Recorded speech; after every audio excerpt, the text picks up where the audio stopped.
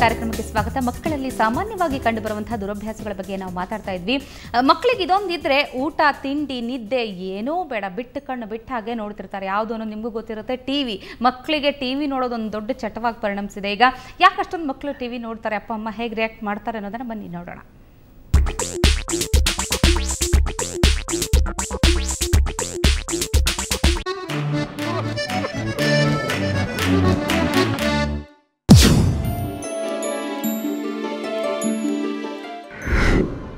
ಇನ್ನೇನು ಓದೋದು ಬರೆಯೋದು ಏನು ಮಾಡ್ಬೇಡ, ಯಾವಾಗ್ಲೂ ಟಿವಿ ನೋಡ್ತಾ ಕೂತಿರೋ. ಉದ್ಧಾರ ಆಗ್ತೀಯಾ? ಎದೋಳೋ ಸಾಕು, ಹೋಗ್ ಓದ್ಕೋ ಹೋಗು. ಆಮೇಲೆ ಓದ್ಕೋತೀನಿ ಬಿಡಮ್ಮ. ಸುಮ್ಮನೆ ಯಾವಾಗಲೂ ಬೈತಾನೇ ಇರ್ತೀಯ.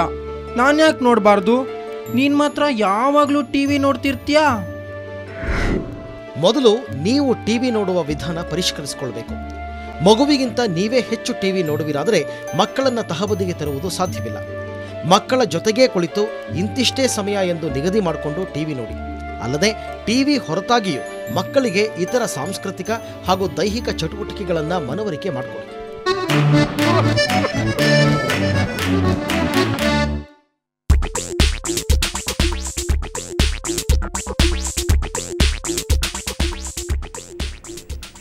ನಿಜ, ಅದು ನಾವು ಟಿವಿಲಿ ಸೀರಿಯಲ್ಲು ಮೂವಿನೋ ನೋಡ್ತಾ ಮಗು ಟಿವಿ ನೋಡ್ಬೇಡಪ್ಪ ಓದ್ಕೊ ಅಂದ್ರೆ ಯಾಕೆ ಕೇಳುತ್ತೆ ಮಗು? ನಮ್ಮಲ್ಲೂ ಕೂಡ ಬದಲಾವಣೆ ಆಗಬೇಕು. ಇನ್ನು ಅತಿಯಾಗಿ ಟಿವಿ ನೋಡ್ತಾ ಇದ್ರೆ ಮಕ್ಕಳಲ್ಲಿ ಸಾಕಷ್ಟು ಬಾರಿ ನಾವು ಗಮನಿಸಿರ್ತೀವಿ, ನಿದ್ದೆ ಬರ್ತಾ ಇರುತ್ತೆ, ಕಣ್ಣು ಹೀಗೆ ಮಾಡ್ತಿರ್ತವೆ, ಆದರೂ ಟಿವಿ ನೋಡ್ತಿರ್ತಾರೆ. ಅಂದರೆ ರಾತ್ರಿ ಲೇಟಾಗಿ ಮಲ್ಗೋದು, ಬೆಳಗ್ಗೆ ಬೇಗ ಎದ್ದೇಳೋಕ್ಕೂ ಆಗೋದಿಲ್ಲ.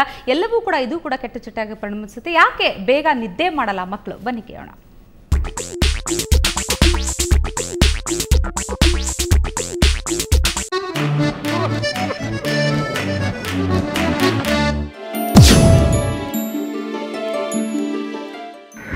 ಯಾವಾಗ ನೋಡು ಬರೀ ಗೇಮ್ ಆಡ್ತಾ ಕೂತಿರ್ತಾನೆ. ಹೊತ್ತಿಗೆ ಸರಿಯಾಗಿ ಮಲಗಲ್ಲ, ಬೆಳಗ್ಗೆ ಸರಿಯಾಗಿ ಏಳಲ್ಲ.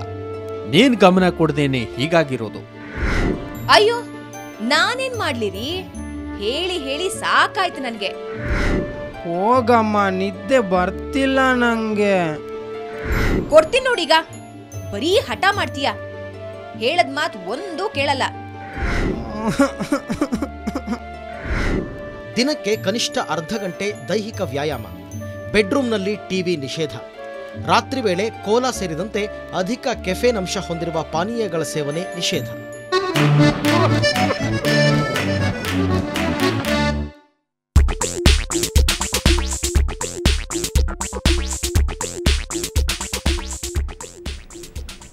ಭಾರತೀಯರೇ ಬಹುಶಃ ಎಲ್ರಿಗೂ ಎಕ್ಸ್ಪೀರಿಯನ್ಸ್ ಆಗಿರುತ್ತೆ ಅತಿಯಾಗಿ ಟಿವಿ ನೋಡೋದು, ಬೇಗ ನಿದ್ದೆ ಮಾಡದೇ ಇರೋದು.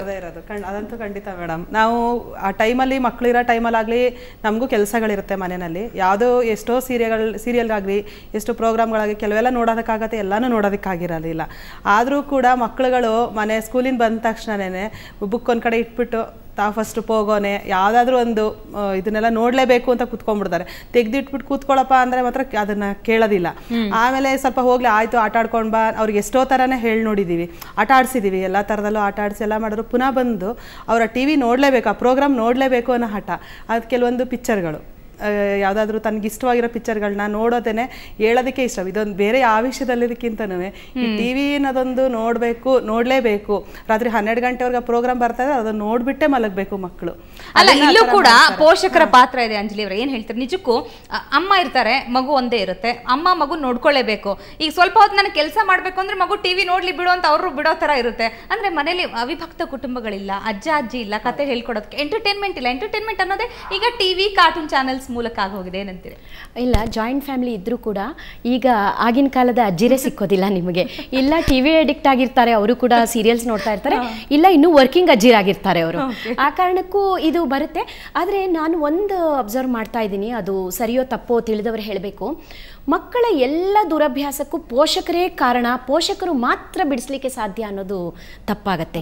ಈಗ ನಮ್ಮ ಮನೆಯಲ್ಲಿ ತಾಯಿ ಮಗು ಸ್ಕೂಲಿಂದ ಬಂದ ತಕ್ಷಣ ನಾವು ಹೊರಗಡೆ ಕರ್ಕೊಂಡು ಹೋಗ್ತೀವಿ, ಪೋಗೋ ಬೇಡ ಅಂತ ಹೇಳಿದ್ರು ಸ್ಕೂಲ್ನಲ್ಲಿ ಇನ್ಯಾವುದೋ ಮಗು ಪೋಗೋ ನೋಡ್ಕೊಂಡು ಬಂದು ಏನೋ ಕತೆ ಹೇಳಿ ಆ ಆಕರ್ಷಣೆ ಇರುತ್ತೆ. ಸೊ ಇದು ಒಂದು ಮಕ್ಕಳ ದುರಭ್ಯಾಸ, ಇದು ಒಂದು ಮನೆಯ ಸಮಸ್ಯೆ ಅಲ್ಲ, ಒಂದು ಸ್ತರದ ಸಮಾಜದ ಸಮಸ್ಯೆ ಅಲ್ಲ. ಒಂದು ಸ್ಕೂಲ್ ನ ಪರಿಸರನೂ ಕೂಡ ಆಗುತ್ತೆ. ಏನ್ ಹೇಳ್ತೀರಿ ಜ್ಯೋತಿ ಅವರು? ಸ್ಕೂಲಲ್ಲಿ ಯಾವ ರೀತಿ ಇದೆ, ಫ್ರೆಂಡ್ಸ್ ಸರ್ಕಲ್ ಯಾವ ರೀತಿ ಇದೆ, ಸುತ್ತ ಇರೋ ಫ್ರೆಂಡ್ಸ್ ಯಾವ ರೀತಿ ರೀತಿ ಮಾತಾಡ್ತಿದ್ದಾರೆ, ಯಾವ ರೀತಿ ರಿಯಾಕ್ಟ್ ಮಾಡ್ತಾರೆ ಅದು ಕೂಡ. ಟಿವಿನಲ್ಲಿ ಬರೋ ಕೆಲವು ಪೋಗೋ ಚಾನಲ್ಸ್, ಈ ಛೋಟಾ ಭೀಮ್ ಅದು ಅದ್ರದ್ದು ಟಿ ಶರ್ಟ್ಸ್ ಎಲ್ಲ ಬಂದ್ಬಿಟ್ಟಿದೆ ma'am, Chhota Bheem ma'am, Chutki, queen, ಏನೇನೋ ನಮಗೂ ಗೊತ್ತಾಗ್ಬಿಟ್ಟಿದೆ.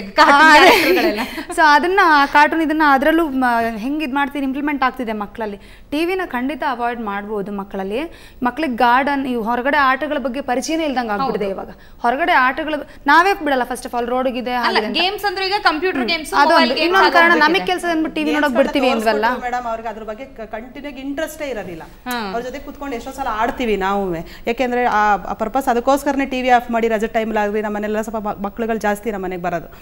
ಬಂದಾಗೆಲ್ಲ ಹೇಳ್ಕೊಟ್ರು ನಾನು 2 ನಿಮಿಷ ತಾನು ಆಡ್ಬಿಟ್ಟು ಇನ್ನೊಂದು ಮಗು ಏನು ಮಾಡುತ್ತೆ, ಹೋಗಿ ತಕ್ಷಣ ಟಿವಿ ಹಾಕೊಂಡು ಕೂತ್ಕೊಂಡ ತಕ್ಷಣ ಈ ಮಕ್ಳುಗಳಿಗೆಲ್ಲ ಕಂಟಿನ್ಯೂ ಅದೆಲ್ಲ ಕ್ಷಣ. ಮತ್ತೆ ಮಕ್ಕಳಲ್ಲೂ ಅಷ್ಟೇ, ನಾನು ನೋಡ್ದಂಗೆ ಏನೇನೆ ಮಕ್ಕಳು ಸ್ಕೂಲಲ್ಲಿ ಹೋಗುತ್ತವಲ್ಲ, ನಾನು ಈ ಪ್ರೋಗ್ರಾಮ್ ನೋಡಿದೆ, ನೀನು ನೋಡ್ಲಿಲ್ವೇನೋ, ಅವಾಗ ನಾನು ಬಂದು ನೋಡ್ಲೇಬೇಕು ಅಂತ ಹಠ ಮಾಡೋ ಚಾನ್ಸಸ್ ಇದೆ. ನಾವು ಕೇಳಿದೀವಿ ಅದನ್ನ. ನೋಡಕ್ ಬಿಟ್ಬಿಟ್ಟು ಕೆಲಸ ಮಾಡಕ್ ಹೋಗ್ತಾರಲ್ಲ, ಅದನ್ನ ಅವಾಯ್ಡ್ ಮಾಡ್ಬೇಕು. ಕೆಲಸ ಮಾಡ್ಕೋಬೇಕು ಅಂತ ಮಗು ಟಿವಿ ಹಾಕಿ ಬಿಡ್ಬೇಡಿ. ನೀವೇನ್ ಕೆಲಸ ಮಾಡ್ತೀರಾ, ಅಡ್ಗೆ ಮಾಡ್ತೀರಾ ಅಥವಾ ತರಕಾರಿ ಹೆಚ್ಚ್ತೀರಾ, ಮಗುನ ಕೂರಿಸ್ಕೊಳ್ಳಿ. ಚಪಾತಿ ಹೆಚ್ಚುತ್ತಾ ಮಲ್ಲಟ್ಟಿಸ್ತೀರಾ, ಚಪಾತಿ ಹಿಟ್ಟು ಮಗು ಕೈ ಕೊಟ್ರೆ ನಿಜವಾಗ್ಲೂ ಫೈನಲ್ ಮಸಲ್ ಡೆವಲಪ್ಮೆಂಟ್ ಆಗುತ್ತೆ. ಅದರಲ್ಲಿ ನೀನು ಕ್ಯಾಟ್ ಮಾಡು ಅಥವಾ ಒಂದೇನೋ ಹಿಂಗೆ ರೋಲ್ ಮಾಡಿ ಅದನ್ನ ಸ್ನೇಕ್ ಮಾಡು, ಅಥವಾ ಅದನ್ನ ನನಗೆ ಪುಟ್ದಾಗಿ ಬಿಲ್ಲೆ ಮಾಡ್ಕೊಡು, ಒಂದ್ ತಟ್ಟೆ ಇನ್ನೊಂದ್ ಮನೆ ಕೊಟ್ಟು ಕೂರಿಸಿ, ನೀನ್ ಎಷ್ಟು ದೊಡ್ಡದು ಮಾಡ್ತೀಯ, ಒಂದಿನ ತರಕಾರಿ ಹೆಚ್ಚುವಾಗಲೂ ಹೆಲ್ಪ್ ಮಾಡಬಹುದು. ತರಕಾರಿ ಇಂಟ್ರೊಡ್ಯೂಸ್ ಮಾಡಬಹುದು ಮಕ್ಕಳಿಗೆ, ಈ ತರಕಾರಿ ಇದು ಅಂತೀವಿ ಅಂತಲ್ಲ, ಅವಾಗಿಂದ ಹೇಳೋದು ಅದು ಹ್ಯಾಬಿಟ್, ಅದು ಬೆಳವಣಿಗೆ ಆಗತ್ತೆ, ಆ ಅಭ್ಯಾಸ ಬರುತ್ತೆ. ಈ ವಿಷಯ ಬಂದಾಗ ನಾವು ತಂದೆ ತಾಯಿ ಕೂಡ ಲಿಮಿಟೇಷನ್ಸ್ ಇರುವ ಮನುಷ್ಯರು ಅನ್ನೋದನ್ನ ಎಲ್ಲೋ ಒಂದ್ ಕಡೆ ಮರ್ತು ಬಿಡ್ತೀವಿ. ಎಲ್ಲವೂ ತಂದೆ ತಾಯಿ ಬದಲು ಮಾಡಕ್ ಸಾಧ್ಯ ಅಂತ ಅನ್ಕೊಳ್ತೀವಿ, ಅದು ತುಂಬಾ ತಪ್ಪಾಗುತ್ತೆ. ನಿನ್ನೆ ನಾನು ಇದೇ ವಿಷಯವಾಗಿ ಒಂದು ಮಗು ಜೊತೆ ಮಾತಾಡುವಾಗ ಹೇಳ್ತಾ ಇದ್ದೆ, ಆ ಹುಡುಗ ಹೀಗೆ ವಿಡಿಯೋ ಗೇಮ್ಸು, ಟಿವಿ ಗೇಮ್ಸ್ಗೆ ಅಡಿಕ್ಟ್ ಆಗಿದ್ದಾನೆ. ಇದೆಲ್ಲ ಇಂಟ್ರೊಡ್ಯೂಸ್ ಆಗಿರುವುದೇ ಹೊರದೇಶಗಳಲ್ಲಿ ಟ್ರಾಪಿಕಲ್ ವೆದರ್ ಇರುವುದಿಲ್ಲ. ಅದಕ್ಕೆ ಅವರಿಗೆ ಒಂದು ಸಲ ಸ್ನೋಫಾಲ್ ಶುರುವಾದರೆ 15-20-25 ದಿನ, ಒಂದು ತಿಂಗಳಾನ್ಗಟ್ಲೆ ಮನೇಲಿ ಇರಬೇಕಾಗತ್ತೆ. ಅಲ್ಲಿನ ಮಕ್ಕಳಿಗೆ ಅದು ದುರಭ್ಯಾಸ ಅಲ್ಲ. ಇಲ್ಲಿ ನಮಗೆ ಆಟ ಆಡ್ಲಿಕ್ಕೆ ಎಷ್ಟೊಂದು ಜಾಗ ಇದೆ, ಹೊರಗೆ ಹೋಗೋದಕ್ಕೆ ಕಾರಣಗಳಿವೆ, ಜಾಯಿಂಟ್ ಫ್ಯಾಮಿಲೀಸ್ ಇವೆ, ನೆಂಟರಿಷ್ಟರಿದ್ದಾರೆ, ಎಲ್ಲ ಹೋಗ್ಬೋದು. ಆದರೂ ಸಹ ನಾವು ಆ ಥರ ಒಂದು ಕೊಡೋದ್ರಿಂದ ಮಕ್ಕಳಿಗೆ ನಮ್ಮ ಘನತೆ ಹೆಚ್ಚುತ್ತೆ, ಸ್ಟೇಟಸ್ಸು ಅದನ್ನು ಕೂಡ ನಾವು ಮಾಡ್ತೀವಿ.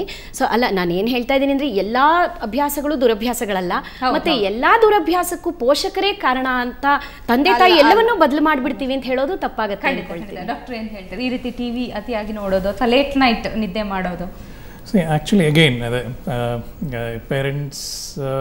ಪೇರೆಂಟ್ಸ್ ಮೇಲೂ ಡಿಪೆಂಡ್ ಆಗುತ್ತೆ. ಕಂಪ್ಲೀಟ್ಲಿ ಅವರೇ ರೆಸ್ಪಾನ್ಸಿಬಲ್ ಅಂತ ಹೇಳ್ತಾ ಇಲ್ಲ. ಬಟ್ ಈಗ ಏನಾಗಿದೆ, 1.5-2 year old ಮಕ್ಕಳು ಬರ್ತಾರೆ ಕ್ಲಿನಿಕ್ಗೆ, they come with iPhone. It's surprising. Parents ಆ ಮಗು ಏನೋ ಇಫ್ ಈಸ್ ಡಿಸ್ಟ್ರಾಕ್ಟಿಂಗ್, ಇನ್ನೊಂದು ಮಗು ಜೊತೆ ಬಂದಿರ್ತಾರೆ, ಅವನೇನೋ ಅಲ್ಲಿ ಟ್ರೈ ಟು ಎಕ್ಸ್ಪ್ಲೋರ್ ಏನೋ ನೋಡೋಕೆ ಹೋಗ್ತಾನೆ, ಅದಕ್ಕೆ ಇಲ್ಲ ಮೇಡ ಕೂತ್ಕೊಳ್ಳಿ ಅಂದರೆ ಫೋನ್ ಕೊಟ್ಬಿಡ್ತಾರೆ. So it is exactly it's starting from also from the parents. So but nobody comes, ಯಾರು ಬುಕ್ ಇಟ್ಕೊಂಡು ಯಾರು ಬರೋದಿಲ್ಲ. There so many story books, so many ಇದು ಪಿಕ್ಚರ್ ಬುಕ್ಸ್ ಎವ್ರಿ ಏಜ್ಗೂ ಇದೆ. ಬಟ್ ಯಾರು ಬುಕ್ಸ್ ಇಟ್ಕೊಂಡು ಯಾರು ಬರೋದಿಲ್ಲ. ಸೊ ಮೊಬೈಲು ಐಪ್ಯಾಡ್ ಇಟ್ಕೊಂಡು ಬರ್ತಾರೆ. ಬಟ್ ಅಗೇನ್ ಟಿಲ್ 3.5-4 yearsವರೆಗೂ ಈ ಟಿ ವಿ ತೋರಿಸಿ ಊಟ ಮಾಡಿಸೋದು ಇದೆಲ್ಲ ನಾವೇ ಇಂಟ್ರೊಡ್ಯೂಸ್ ಮಾಡೋದು. ಸೊ ಅದರಿಂದ there is no use, definitely it won't be any beneficial.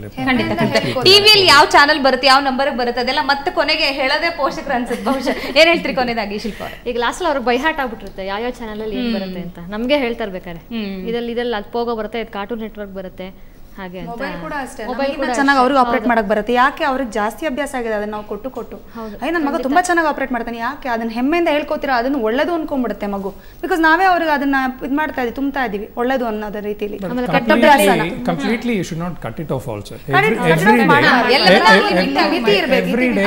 ಒಂದು ಹಾಫ್ ಆನ್ ಅವರ್ ನೋಡಪ್ಪ ಅಂತ ಅಂದ್ಬಿಟ್ರೆ ಒಂದು ಆಲ್ಟರ್ನೇಟಿವ್ ಕೊಡ್ಬೇಕು. ನೀನ್ ಹೋಮ್ವರ್ಕ್ ಮುಗಿಸಿದ್ರೆ ನೀನ್ ಟಿವಿ ನೋಡಬಹುದು, ನೀನ್ ಬೆಳಗ್ಗೆ ನಾಳೆಗೆಲ್ಲ ತಯಾರಿ ಮಾಡ್ಕೊಂಡ್ರೆ ನೀ ಇದನ್ನ ಮಾಡ್ಕೋಬಹುದು ಅಂತ. ಕೊನೆಯದಾಗಿ ಡಾಕ್ಟರ್ ಶ್ರೀಧರ್ ಅವರು ಏನು ಹೇಳ್ತೀವಿ? ಇಲ್ಲ, ನೀವು ಟಿ ವಿ ನೋಡಬೇಡ ಅಂತಂದರೆ ಅದು ಮಾರ್ಕೆಟೇ ಟಿ ವಿ ಇವತ್ತು. ನೀವು ಇದು ಒಂದು ಟೆಕ್ನಾಲಜಿ ಎಲ್ಲರಿಗೂ ಇದೆ, ಅದನ್ನ ನೀವು ಪರಿಚಯ ಮಾಡ್ಕೊಂಡು ಆ ತರ ಎಜುಕೇಶನ್ ನೀಡುವಂತ ಚಾನೆಲ್ಸ್ ಇದೆ, ಇಲ್ಲ ಅಂತಿಲ್ಲ. ಬಟ್ ಮಕ್ಕಳು ನೋಡೋಕೆ ಕಾರ್ಟೂನ್ಸ್ ಇಲ್ಲ. ನಾನು ನೀವು ಪರಿಚಯ ಮಾಡೋ ನಿಮ್ಮನೆಯಲ್ಲಿ ಮಕ್ಕಳು ನೋಡ್ತಾರೆ, ನಿಮ್ಮನೆ ಮಕ್ಕಳು ನೋಡ್ತಾ ಇದ್ದಾರೆ, ನೀವು ಆ ಸಲಕರಣೆನ ತಂದು ಮಗುಗೆ ತೋರಿಸ್ತಾ ಇದ್ದೀರಾ, ಪರಿಚಯ ಮಾಡ್ಕೋತಾ ಇದ್ದೀರಾ. ಸಾಮಾಜಿಕ ವ್ಯವಸ್ಥೆಯಲ್ಲಿ, ಸಾಮಾಜಿಕ ವರ್ತನೆಯಲ್ಲಿ ಟಿ ವಿ ದೊಡ್ಡ ಇದನ್ನೇ ಬೆಳೆಯುತ್ತೆ. ಮತ್ತು ವಿದೇಶಗಳಲ್ಲಿ ಟಿ ವಿ ನೋಡಲ್ಲ, ಅದರಿಂದ ಅಡ್ಡ ಪರಿಣಾಮ ಆಗಲ್ಲ ಅನ್ನೋದೆಲ್ಲ ಎಲ್ಲ ಕಡೆನೂ ಮಕ್ಕಳ ಒಂದು ವಯಸ್ಸಿಗೆ ಮಾನಸಿಕವಾಗಿ ಅಗತ್ಯವಾಗಿರುವಂತಹ ಪೂರಕ ವಸ್ತುಗಳನ್ನು ಸ್ಥಿತಿಗಳನ್ನು ಸೃಷ್ಟಿ ಮಾಡಿದ್ರೆ ಮಾತ್ರ ಆರೋಗ್ಯವಂತ ಮಕ್ಕಳು ಹುಟ್ಟುತ್ತವೆ. ಅದು ಯಾವುದೇ ದೇಶ ಆಗಿರಲಿ. ನಮ್ಮಲ್ಲಿ ಏನಾಗ್ತಾ ಇದೆ, ನೀವೇನಿಲ್ಲ ಇದೇ ತರಹದ ಕಾರ್ಯಕ್ರಮಗಳನ್ನು 24 ಗಂಟೆನೂ ತೋರಿಸಿದ್ರೆ ಯಾವುದೇ ಮಗು ಟಿವಿ ನೋಡೋದಿಲ್ಲ. ನೀವು ಆಕರ್ಷಣೆಗೆ ಬೇಕಾದ ವ್ಯವಸ್ಥೆ ಮಾಡಿಬಿಟ್ಟು ಅದು ಸುಲಭವಾಗಿ ಲಭ್ಯವಾಗಿ ಮಾಡಬೇಕು ಅಂತ ಹೇಳ್ತೀರಿ, ಚಟಗಳನ್ನು ಬಿಡಿಸಬೇಕು ಅಂದ್ರೆ ಏನ್ ಮಾಡಬೇಕು ಅಂತ ಹೇಳ್ತೀರಿ? ಚಟ ಆದಾಗ ಅದರ ರೀತಿ ನೀತಿಗಳನ್ನು ತಿಳ್ಕೊಂಡು ತಜ್ಞರನ್ನು ಭೇಟಿ ಮಾಡಿ, ಬಹುಶಃ ಪೋಷಕರ ಸಹಕಾರನೂ ಬೇಕಾಗ್ತದೆ, ಮಕ್ಕಳ ಮಾನಸಿಕ ಸ್ಥಿತಿಗತಿಗಳಲ್ಲಿ ಸುಧಾರಣೆ ತರಬೇಕಾಗ್ತದೆ. ಇವುಗಳನ್ನು ತಂದ ಮೇಲೆ ವರ್ತನೆಯಲ್ಲಿ ಅದು ಎಷ್ಟು ಅಡ್ಡ ಪರಿಣಾಮ ಬೀರಿದೆ ಅನ್ನೋದನ್ನು ತಿಳ್ಕೋಬೇಕು. ಪ್ರತಿಯೊಂದನ್ನು ಮಕ್ಕಳು ಮಾಡೋದೆಲ್ಲ, ವಿಶೇಷವಾಗಿ ಮಾಡೋದೆಲ್ಲ ದುರಭ್ಯಾಸ, ಅಥವಾ ನಿಮ್ಮ ಪ್ರಕಾರ ಮಾಡದಿರೋದೆಲ್ಲ ದುರಭ್ಯಾಸ. ಮಕ್ಕಳ ಬೆಳವಣಿಗೆಯಲ್ಲಿ ಏನೋ ದೊಡ್ಡ ಕೊರತೆ ಆಗ್ತಾ ಇದೆ. ಬಹುಶಃ ಇವು ಅಂದಾಜಿನ ಮೇಲೆ ಹುಟ್ಟಿದೆಯೇ ಹೊರತು ಆರೋಗ್ಯವಂತರಾಗಿ ಬೆಳೀತಾ ಇರೋ ಮಕ್ಕಳು ಇಲ್ಲ ಅಂತ ಹೇಳೋದು ಕಷ್ಟವಾಗ್ತದೆ. ಖಂಡಿತ. ಡಾಕ್ಟರ್ ಶ್ರೀಧರ್ ಅವರೇ, ಡಾಕ್ಟರ್ ಸತೀಶ್ ಅವರೇ, ಇಷ್ಟೊತ್ತು ಕಾರ್ಯಕ್ರಮದಲ್ಲಿ ಪಾಲ್ಗೊಂಡು ಸಾಕಷ್ಟು ಮಾತಾಡಿದ್ರಿ. ಧನ್ಯವಾದಗಳು ಎಲ್ರಿಗೂ ಕೂಡ. ಶಿಲ್ಪಾ, ಜ್ಯೋತಿ, ಭಾರತಿ, ಅಂಜಲಿ ಅವರೆಲ್ಲರಿಗೂ ಕೂಡ ಇಷ್ಟೊತ್ತು ಕಾರ್ಯಕ್ರಮದಲ್ಲಿ ಪಾಲ್ಗೊಂಡು ಮಕ್ಕಳ ದುರಭ್ಯಾಸದ ಬಗ್ಗೆ ಬಹಳಷ್ಟು ತಿಳಿಸ್ಕೊಟ್ರಿ, ನಿಮ್ಮ ಅನುಭವಗಳನ್ನು ಕೂಡ ಹಂಚಿಕೊಟ್ರಿ. Thank you very much. So ನೋಡಿಲ್ಲ ವೀಕ್ಷಕರೇ, ಕೊನೆಯದಾಗಿ ನಾನು ಹೇಳೋದಿಷ್ಟೇ, ಮಕ್ಕಳ ಮನಸ್ಸು ತುಂಬಾ ಸೂಕ್ಷ್ಮವಾಗಿರುತ್ತೆ. ಒಂದು ಮಡಿಕೆಯನ್ನು ಹೇಗೆ ಸಿದ್ಧವಾಗಿ ಮಾಡ್ತಾರೋ ಅದೇ ರೀತಿ ಇರುತ್ತೆ. ಮಕ್ಕಳ ಮೇಲೆ ಅತಿಯಾದ ಪ್ರೀತಿ ಅಥವಾ ಅತಿಯಾದ ಸಲಿಗೆ ಯಾವುದೂ ಕೂಡ ಒಳ್ಳೆಯದಲ್ಲ. ಅತಿಯಾದ ಮಕ್ಕಳ ಜೊತೆ ನಾವು ಮಕ್ಕಳಾಗಿ ಬೆರೆಯೋಣ, ಮಕ್ಕಳ ಮನಸ್ಸನ್ನು ಅರಿಯೋಣ, ಪ್ರೀತಿಯಿಂದ ಬೆಳೆಸೋಣ ಅಂತ ಹೇಳ್ತಾ ಇವತ್ತಿನ ವಿಶೇಷ ಕಾರ್ಯಕ್ರಮ ಮುಗಿಸ್ತಾ ಇದ್ದೀವಿ. ನಮಸ್ಕಾರ.